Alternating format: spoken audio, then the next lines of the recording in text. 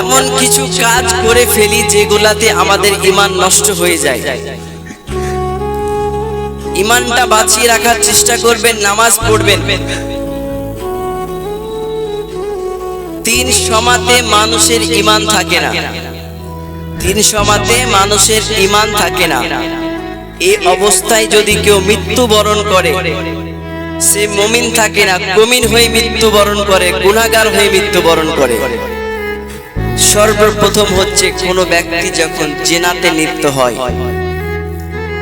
কেউ যখন কারোর সঙ্গে জিনা করে, তখন তার ঈমানটা বাইরে চলে আসে এবং সেই অবস্থায় যদি সে ইন্তেকাল করে, তো সে মুমিন হয়ে মারা যাবে, গুনাহগার হয়ে মারা যাবে।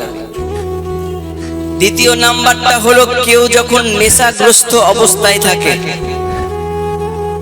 হয়তো মদ্য পান করেছে কিংবা গাঁজা খেয়েছে এবং নেশাগ্রস্ত অবস্থায়, এই অবস্থায় তার ঈমান থাকে না। এই অবস্থায় যদি কারোর ইন্তেকাল হয়, সে মুমিন হয়ে মারা যাবে, গুনাহগার হয়ে মারা যাবে।